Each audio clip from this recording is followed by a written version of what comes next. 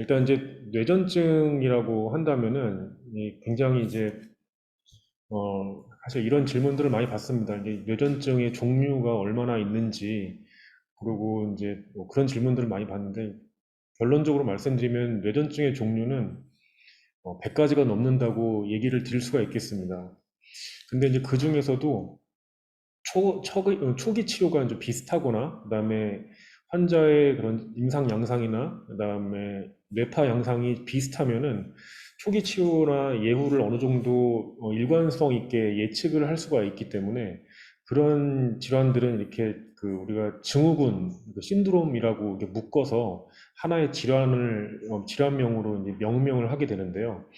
그렇게 이제 수많은 뇌전증 중에서 그렇게 이제 그 뇌전증 증후군, 그러니까 에필lep시 신드롬으로 묶을 수 있는 것들은 지금 이 PPT에 나온 것처럼 이렇게 한 30개 정도로 분류를 해볼 수가 있겠습니다.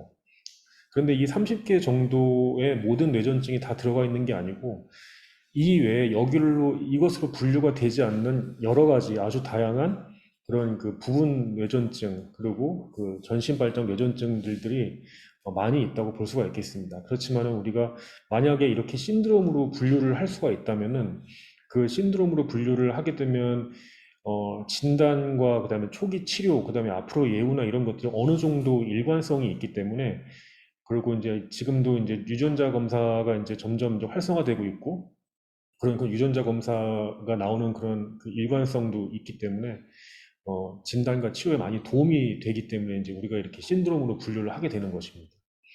근데 이제 이번에 이제 우리가 양성 뇌전증이 이 주제지 않습니까? 근데 양성 뇌전증은 양성이라고 나온 것처럼 치료가 어느 정도 잘 되거나 아니면 치료가 필요 없는 그런 그냥 지나가는 그런 뇌전증이라고 할 수가 있겠는데요. 지금 이제 제가 여기 표시를 한 것처럼 어, 지금 이제 그 처음에 이제 네오네이탈 페리오드 그러니까 좌측 맨 끝에 보면은 거기 이제 신생아기라는 뜻인데요. 거기 보면 셀프 리미티드 네오네이탈 시저, 뭐 셀프 리미티드 패밀리알 네오네이탈 에필lep시 이렇게 셀프 리미티드라고 붙여놓은 것은 그냥 지나간다는 뜻입니다. 그러니까 양성 이게 바로 이제 양성이라는 뜻이게 되는데 어, 그 신생아기 때 그렇게 잠깐 앓고 지나가는 것들은 그 나중에 큰 문제가 되지 않기 때문에 이번에는 언급을 하지 않고요. 여기 이제 차일드후드, 그러니까 이제 학동기나 그 어돌레선트 어덜트, 그러니까 그 청소년기에서부터 시작되는 그런 양성 뇌전증에 해당하는 부분들이 있는데 그 부분들은 제가 이제 노란색으로 그 처리를 해놨습니다. 이 노란색으로 처리를 해둔 부분이 양성 뇌전증에 이제 해당된다고 볼 수가 있겠고요.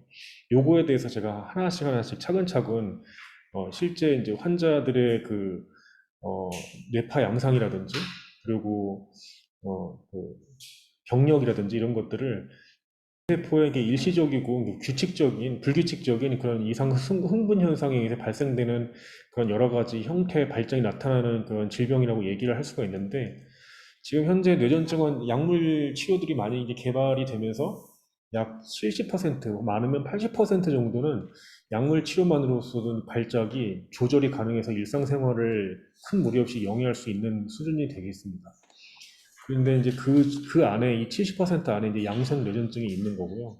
그 양성 뇌전증의 정의는 뭐 딱히 이제 뭐 이게 양성 뇌전증이다라고 하는 거는 이제 없지만은 보통 정년이 나타나도 발달의 지장이 별로 없고 거의 없고 한 개 정도의 한 경련제만으로도 발작이 잘 조절돼서 나중에 한 경련제를 완전히 끊을 수가 있거나 아니면 경련을 하더라도 굳이 약 없이도 나중에 자연스럽게 치료가 돼서 뇌파가 정상이 되고 그 경련을 안 하게 되는 그런 뇌전증이 이제 양성 뇌전증이라고 할 수가 있겠습니다.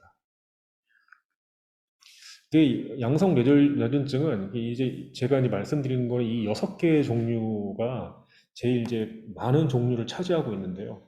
여기서 이제 연령, 그러니까 발생을 하는 연령의 순서대로 제가 정리를 한번 좀 해봤습니다. 그래서 이게 중심 축두 극파를 동반한 양성 소아 뇌전증 이름이 복잡한데요. 이게 이제 소위 말해서 이제 놀란딩 뇌전증이라고 하는 것이고요.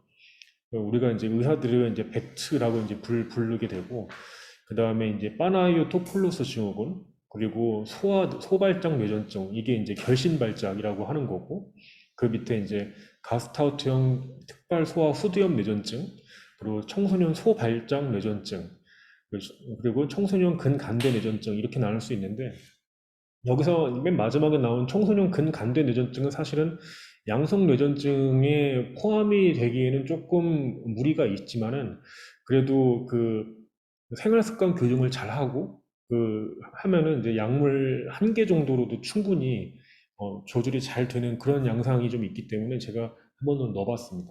보통 우리가 양성 뇌전증이라고 한다면 맨 위에 있는 그런 그 논란적 뇌전증으로 알려진 중심 측두 극파를 동반한 양성 소아 뇌전증을 주로 말하는 그런 어, 외래에서 그렇게 얘기를 하게 됩니다.